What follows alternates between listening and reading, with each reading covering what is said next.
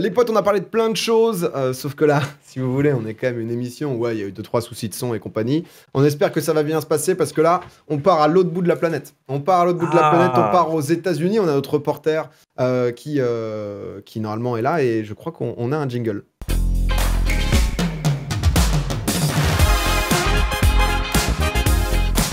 Et ouais, vous le savez, donc ce soir, c'est soir d'élection américaine. Pour élire donc le président des États-Unis, ça se joue entre Trump et Biden. Contexte donc du coup hyper tendu. On a vu des images quand même de villes qui se barricadent, hein, des images avec beaucoup de tension par rapport à ce qui peut se passer, ce qui peut arriver. On a normalement notre envoyé spécial. Est-ce que Hugo est avec nous? Est-ce que Hugo nous entend? Je vous entends très bien, monsieur. Monsieur PA, je vous entends très bien, merci beaucoup. Je suis en direct à quelques centaines de mètres de la Maison Blanche, qui est complètement barricadée. Hein. Je tiens à dire, je vais vous montrer un peu à quoi ça ressemble sur place, mais c'est un délire absolu. Là, en fait, pour vous situer un peu, je vous entends très bien, donc il n'y a pas de souci de mon côté. Je vous montre juste un peu où on est. On est vraiment sur la Black Lives Matter Plaza, qui a été du coup renommée après le mouvement Black Lives Matter il y a quelques semaines. On a des médias du monde entier juste ici. D'ailleurs, pour ceux qui se demandent où sont les chaînes d'infos françaises, elles sont, est-ce que je vais réussir? Vous voyez, Black Lives Matter. Bah, ici, là, juste au-dessus, il y a un chapiteau sur lequel il y a tous les médias français. Bah, moi, je suis sur le terrain, je suis sur la rue, hein, j'ai pas de plateau, mais. Toi, t'es voilà, notre reporter de guerre, t'es au cœur de l'info. Toi, t'es sur le terrain, toi. Oh là là. Nous, on est là, on n'est pas perché là-haut. Alors, tu vas nous montrer un peu, Hugo, moi j'ai quelques questions un peu justement sur comment ça se passe. Comment déjà sur place est l'ambiance? Toi, je crois il doit être 15h, quelque chose comme ça. Comment ça se passe? Est-ce que tu sens les gens tendus? Explique-nous un peu. Alors l'ambiance elle est très tendue. Pour vous donner un peu le contexte, nous on est parti de Floride hier, on avait fait un meeting, enfin un reportage sur un meeting de Trump et tout en Floride. On est parti hier pour Washington et en arrivant à Washington, là tous les gens qu'on a croisés toute la journée, dès qu'on leur disait qu'on était là pour couvrir les élections, ils nous disaient oula faites gaffe à vous, ça va être tendu dans les jours à venir, etc., etc. Pour vous donner un peu le contexte ici, on le voit un peu là-bas. Je peux vous montrer. En fait, tous les bâtiments autour sont complètement barricadés. Genre vraiment, il y a tous les magasins, tous les commerces, tout est complètement barricadé. Un peu comme c'était lors des Gilets jaunes sur les Champs-Élysées, lors des moments les plus chauds, on va dire, pour les Gilets jaunes. Là, c'est pareil, mais sur tous les bâtiments autour, et c'est pareil dans plein d'autres villes. C'est pareil au New York, c'est pareil à Chicago, il me semble, en Floride aussi, dans certaines villes. Donc, c'est très tendu de ce point de vue-là. Et en fait, la raison, elle est très simple. C'est que il est fort probable qu'on ne connaisse pas les résultats, enfin c'est même quasi sûr qu'on ne connaîtra pas les résultats finaux ce soir et qu'on ne connaisse pas forcément le gagnant de cette élection présidentielle là le soir de l'élection. Ouais. Et au-delà de ça, il y a des craintes de tension parce que Donald Trump a annoncé que potentiellement il pourrait remettre en cause certains résultats puisqu'il a déjà annoncé il a déjà dénoncé une fraude massive de la part des démocrates, etc. qui pourrait venir. Donc tout ça pour dire que l'ambiance est très tendue et tout est un peu barricadé. Il y a des craintes de débordements et d'émeutes dans les jours à venir. Et même un autre truc pour vous faire comprendre, après on peut aller sur place près de la Maison Blanche là à mais balade-toi Hugo, balade-toi, c'est incroyable. Bien sûr. C'est vraiment le boss, hein, parce qu'il faut comprendre, il est quand même aux États-Unis. Il était en plateau avec nous sur Popcorn. Il est en masque, hein, c'est pour ça le petit côté Dark Vador. Mais vous verrez, faut essayer le masque. Hein, si vous n'avez pas encore essayé, il est temps hein, quand même.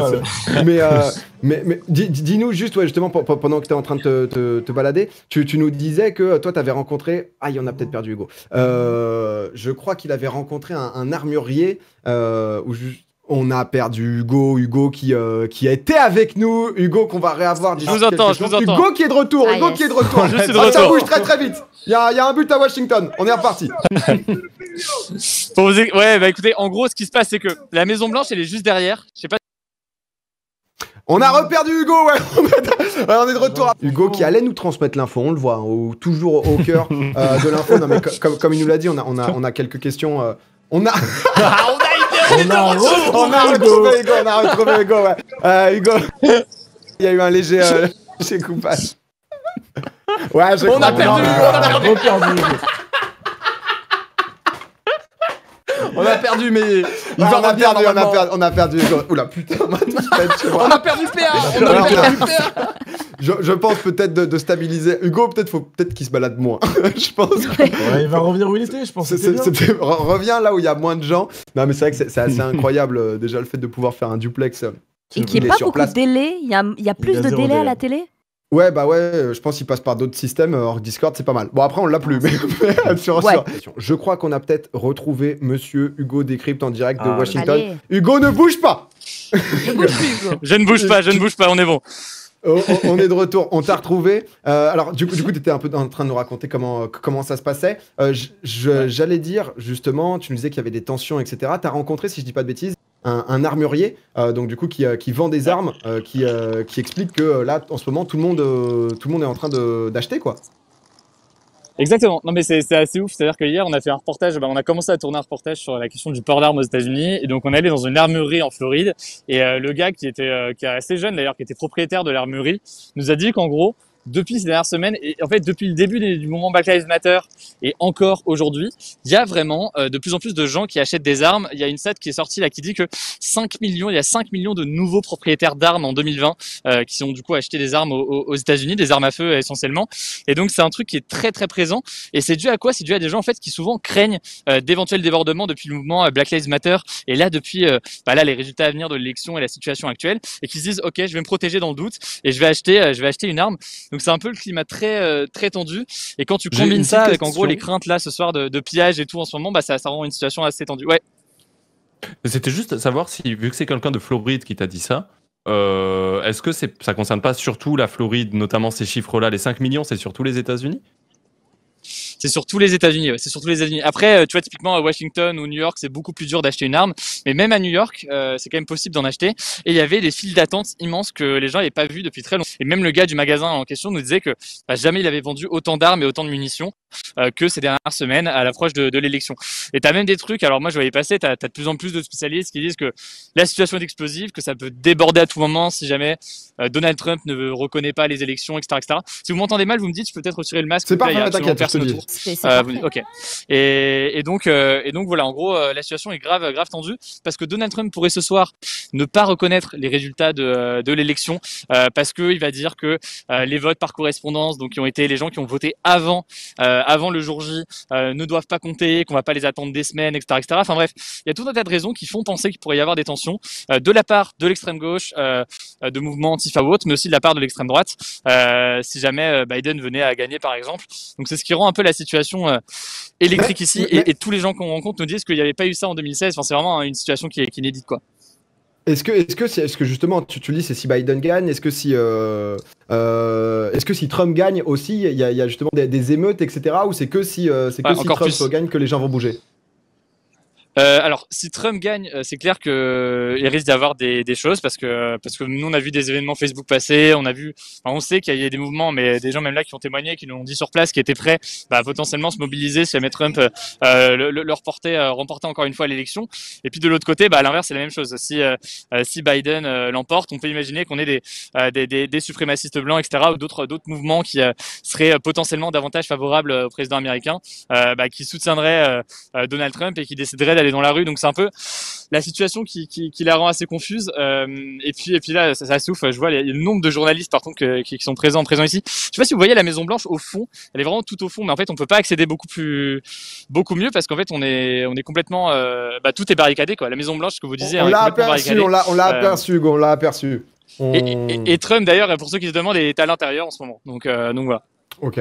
Et je crois que Marie, tu avais une question qui était intéressante sur le vote. Oui, j'avais une question. Déjà, est-ce qu'il y a eu des garanties comme quoi le vote était sécurisé, mais vraiment dans tous les sens du terme, sécurisé et planifié contre les cyberattaques, sécurisé par rapport aussi à la crise sanitaire? Est-ce qu'il y a des déplacements physiques dans les bureaux de vote? Comment ça se passe justement aujourd'hui? En fait, il y a eu deux choses. Il y a eu une première chose qui est la crise sanitaire actuelle, qui a fait que beaucoup de gens se sont dit « Ok, moi j'ai pas envie de voter le jour J, de me retrouver avec des queues immenses à attendre des heures dans un attroupement pour aller voter, donc je vais aller voter en avance. » Au-delà de ça, il y a le contexte actuel qui est que c'est une élection vraiment historique qui est décrite par tout le monde ici comme une élection historique et la plus importante on va dire de notre génération. Et donc ces deux raisons font qu'il y a beaucoup de gens qui vont voter. Face à ça, il y a par rapport à ça, ça fait qu'il y a aussi des craintes que l'élection se passe moins bien. Les craintes, c'est pourquoi? C'est dans le cas des dépouillements des votes qui se sont faits en avance. Donc soit les votes par correspondance, donc des gens qui vont envoyer par courrier leur vote, c'est quelque chose qu'on peut faire aux États-Unis, soit par vote qui est fait en avance. Il y a des craintes que ces votes-là, les décomptes, les dépouillements, prennent beaucoup de temps et que du coup, on n'ait pas le nom du gagnant de cette présidentielle avant beaucoup de semaines. Ce qui d'ailleurs, du coup, rend les tensions beaucoup plus importantes parce que, en gros, les Américains ont peur d'un potentiel un moment instable où on ne sait pas qui est le prochain président des États-Unis et il y a un entre-deux. Après, concrètement, Trump a dit oui, il y a des risques de fraude massive avec le vote par correspondance, etc. Pour l'instant, très concrètement, il n'y a absolument rien qui permet d'affirmer ça, absolument rien du tout. Certains spécialistes disent que c'est pour lui une façon d'anticiper une potentielle défaite de sa part et de sortir cet argument-là. Mais pour l'instant, il y a eu des éléments, il y a eu des erreurs, il y a eu des éléments de fraude très mineurs qui ont été observés. Mais pour l'instant, rien, y compris lors des dernières élections, il n'y a rien eu de massif, de fraude massive comme Trump peut le suggérer aujourd'hui. Donc, on verra après comment ça évolue, mais pour l'instant, c'est un peu la situation. Après, d'un point de vue sanitaire, les gens ont quand même pu voter et voilà, vu que beaucoup s'y sont pris à l'avance, ils ont pu voter avant. Je demandais un peu sur niveau par rapport au Covid, etc. C'est comment là-dessus le port du masque? On voit des gens passer. Il y a un mec derrière, frérot, il est ton ref là. Il y en a 2-3. Mais comment ça se passe à ce niveau? Est-ce que c'est 50-50, tu le disais justement au meeting de Trump notamment, forcément, il pousse à ça un peu de soyez libre. Comment ça se passe? Ouais, ça dépend vraiment des États en fait. Quand on était à New York, la plupart des gens portaient des masques. Ici à Washington, en vrai, lui, je pense c'est un présentateur télé, donc je pense qu'ils s'en foutent. La plupart des gens à Washington le portent. J'ai l'impression, même moi, je autour de moi, les gens le portent. Par contre, effectivement, en Floride, les gens ont un peu rien à faire. Il y a même le gars de l'armerie que j'ai vu hier, qu'on a rencontré. Lui, porte pas le masque. Et vraiment, on est rentré. Je suis rentré avec un masque avec mon équipe aussi. On a masqué, normal, tu vois. Et le gars nous fait non, mais ici, vous avez pas besoin de porter un masque. Nous, on croit pas à cette merde. We don't believe in that bullshit, genre, vraiment, littéralement, il a dit ça, tu vois. Donc, ici, vraiment, le masque, c'est un autre, oh la merde. Let's go! Voilà, eux, le masque, c'est autre chose. Et puis, même au meeting de Trump, il y en avait qui en portaient, mais il y a meeting de Trump, franchement, il y avait, je sais pas, peut-être 70% des gens qui portaient pas de masque et c'était assez particulier. Et il y a même des études là qui commencent à sortir comme quoi c'est logiquement, c'est aussi des vecteurs de propagation du virus parce que même si les mettent en extérieur, donc en théorie c'est moins grave, ça reste plein de gens attroupés, donc ça peut entraîner des contaminations. Quand tous les gens se sont collés, forcément ça a un impact. On a un tweet, on a demandé justement sur le hashtag Popcorn de poser des questions. Un tweet qui va apparaître. Est-ce que les prédictions du coup de Valentin, est-ce que les prédictions des élections sont plus nuancées qu'en France? C'est vrai qu'ici en France, on dit que Biden gagne partout, qu'il est en avance sur les sondages, etc. Est-ce qu'aux États-Unis, le son de cloche est différent? Déjà, premier truc, faut faire très attention aux sondages parce qu'il y a eu cette expérience de 2016 où les sondages donnaient quand même Clinton gagnante et au final, elle l'a pas emporté. Au-delà de ça, faut faire attention aux sondages parce que faut rappeler que le fonctionnement du vote aux États-Unis, c'est pas un vote comme en France. Ici, les Américains votent pas directement pour le président. Il y a un système où les Américains votent dans chaque État. Chaque État est attribué un nombre de grands électeurs et le candidat qui arrive en tête dans un État va remporter tous les grands électeurs de cet État. Je m'explique. La Floride, par exemple, c'est un État qui est serré et le candidat qui a plus de 50% des voix, il va rafler les 29 électeurs, il va prendre les 29 grands électeurs de la Floride et ainsi de suite. Et après, du coup, tu additionnes les grands électeurs de tous les États et celui qui en a au moins 270, il a remporté la présidentielle. Ce que je veux dire par là, c'est qu'en gros, l'élection peut se jouer à rien dans quelques États clés. Et quelques États peuvent basculer côté démocrate, donc côté Joe Biden ou côté républicain Donald Trump, et faire ainsi gagner un candidat ou un autre. Et c'est le cas, tu vois, avec en 2016 où Clinton avait plus de votes. Si tu additionnais tous les votes de tous les Américains, Clinton en avait plus. Sauf que Trump a réussi à gagner dans quelques États très importants, ce qu'on appelle les swing states, des États en gros très importants, et ça a permis du coup à Trump de l'emporter. Donc en gros, les sondages donnent quand même une avance à Biden, donc il est quand même hyper favori pour cette élection, mais il suffit qu'il y ait quelques surprises dans quelques États, que, je sais pas, Trump l'emporte en Floride, et Trump l'emporte, il y a un bruit bizarre, je crois qu'il y a des percussions, des gens avec une percussion là-bas, il suffit que Trump l'emporte dans quelques États clés, et puis peut remporter l'élection, quoi. Donc rien n'est joué de ce point de vue-là. Bah écoute Hugo, honnêtement, merci beaucoup de nous avoir donné la température là-bas, fais bien attention à toi. Petite dernière question, toi tu vas faire quoi de la soirée? C'est quoi tu vas la vivre où la soirée électorale? Ouais. Là, en gros, à proximité, ils vont installer une sorte d'écran géant pour suivre les résultats a priori. Donc nous, on a une accréditation pour aller suivre tout ça sur place. Et puis évidemment, c'est ce que je disais tout à l'heure, il y a quand même des craintes de tension et de situations tendues dans les heures et dans les jours à venir. Donc logiquement, on va rester aux abords. Je vous ai dit, tout est barricadé un peu autour. Il y a des gens qui commencent à se rassembler ici. Ici, il est que, je sais même pas quelle heure il est, il doit être 15h, je crois. Ici, donc on est encore très très tôt. Les premiers résultats sont vers 19h, mais vont se découler au fil de la soirée vers 20h, 21h, 22h. Donc c'est vraiment dans la soirée que ça va s'intensifier. Puis nous, on fera du coup reportage vidéo sur YouTube, reportage sur Insta aussi. Et puis voilà, suivez peut-être un live aussi sur Insta ou sur Twitch tout à l'heure, selon la connexion Internet. Et si on a du temps, on va essayer de faire ça, quoi. Bah écoute Hugo, merci énormément, prends bien soin de toi avec ton équipe en tout cas et merci pour ce travail incroyable Hugo Décrypte sur YouTube. Merci les gars. Ciao Hugo, bonne merci soirée. Les gars, salut frérot. Salut. Incroyable quand même, des 2-3 petits soucis de connexion, mais c'est juste hallucinant.